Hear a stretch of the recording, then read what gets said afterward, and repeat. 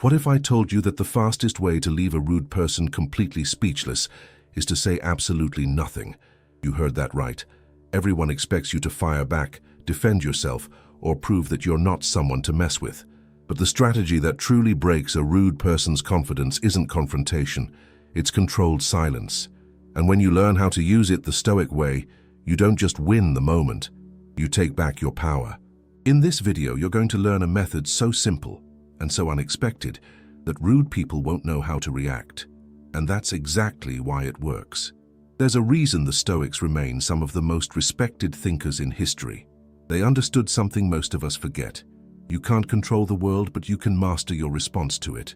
Marcus Aurelius spent his days surrounded by political tension, betrayal, and public pressure, yet he wrote calmly about staying centered in the face of disrespect. Seneca trained himself to slow down the fire of anger before it ever erupted. Epictetus taught that no insult has power unless you hand that power over. These weren't abstract theories, they were survival tools tested in real conflict. And they still work today. In meetings, in family arguments, online, and anywhere someone tries to provoke you.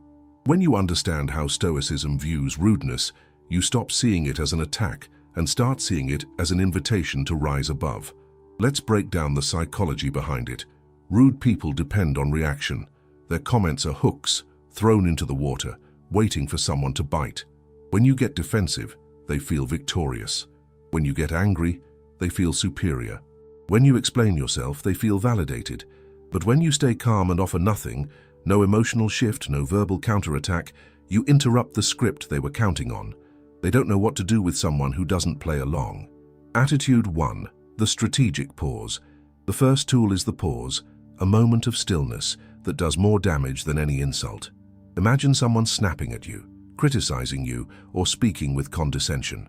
Instead of reacting instantly, you let the silence settle like dust after a storm. This pause is not weakness, it's a signal that you are in control of your internal world. It also forces the rude person to confront their own behavior without your emotional energy to feed on. Marcus Aurelius wrote that the best revenge is not to become like your enemy. The pause is your doorway into that principle. Attitude 2. The calm stare. After the pause comes composure. You look at the person as if you're observing a phenomenon, not fighting an enemy. Your breathing stays slow, your face neutral, no tension in the jaw, no narrowed eyes, no forced smile. This unbothered expression communicates a powerful message. Your words do not define me, and you do not control this moment. People who are rude often expect intensity. Calmness is the kryptonite they never saw coming. Attitude 3. The disarming neutral phrase. Sometimes silence is enough, but other times the situation requires a minimal verbal response, short, neutral, and emotionless. Something like, interesting perspective. Noted. I hear you. All right.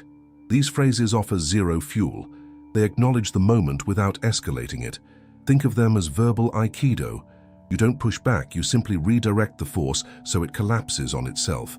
The beauty of this strategy is that the rude person receives no reward, no argument, no justification, no emotional payoff. Attitude 4.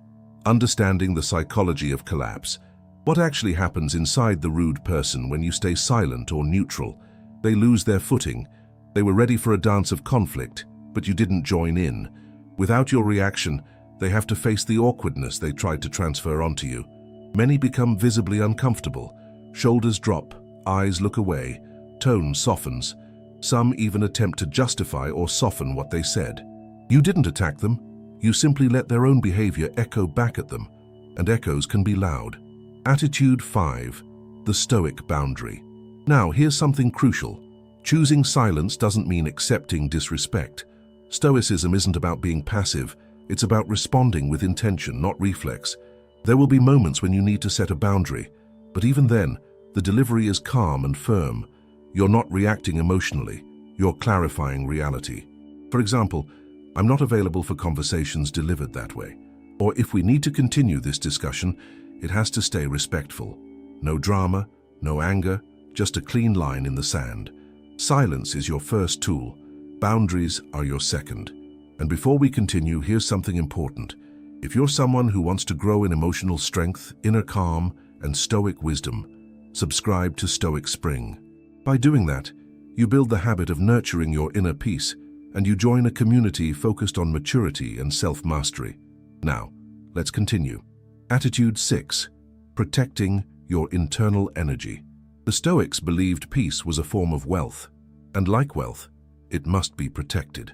Every time you react impulsively to a rude person, you spend energy you could have invested in something meaningful. When you stay calm, you're not just winning a social interaction, you're training your mind to value what truly matters. You don't throw gold at strangers in the street, so why give your emotional gold to someone whose words were never worth it? Attitude 7. The power of perspective. Another Stoic tactic is reframing the rude person's behavior. Ask yourself, what might be behind this? Often, rudeness comes from insecurity, stress, fear, or a lack of emotional maturity. When you see the person as someone struggling, instead of someone threatening, the urge to react disappears. Epictetus taught that it's not events themselves that disturb us, but our judgments about them. When you change the judgment, you change the power dynamic. Attitude 8. The gift of delay. Seneca famously wrote that the greatest remedy for anger is delay. A delayed reaction is a transformed reaction. By slowing down, you prevent the emotional hijack that rude people rely on. You give your mind time to breathe, to see clearly, and to choose the response that preserves your stability. Delay is not avoidance, it's self-respect in action. Attitude 9. The silent victory. Picture this scenario. A colleague insults your work in front of others. Everyone expects you to fire back. The tension rises, eyes turn to you. Instead, you take a slow breath and say, "Interesting perspective," then continue with your presentation. What happens? The power shifts instantly. You didn't feed their ego. You didn't defend yourself. You didn't bend. You remained the calm center while they exposed themselves. That's the moment rude people become speechless, not because you defeated them, but because they defeated themselves. Attitude 10. The identity shift. The ultimate Stoic goal is to become the kind of person who doesn't get easily shaken. Someone people look at and think, how are they so composed? You're not just learning techniques, you're building a new identity. An identity of inner stability, clarity, and strength. A person who responds rather than reacts. A person whose silence carries more weight than most people's loudest arguments. When you master this approach, something incredible happens. Rude people stop targeting you. They sense that their usual methods won't work on you. And more importantly, you walk through life with a foundation of unshakable calm. Calm that cannot be stolen by anyone's tone, mood, or words. So remember this, you don't need the perfect comeback. You don't need to prove your worth. You don't need to win the argument. You only need to choose your energy with intention. Sometimes the strongest response is no response. Sometimes the sharpest blade is silence. Sometimes the real power is simply refusing to be moved. If this video helped you build more inner peace, subscribe to Stoic Spring. Your life improves the moment you choose to take care of your inner world and grow in emotional maturity. And tell me in the comments, what's one situation where you wish you had responded with stoic calm instead of reacting?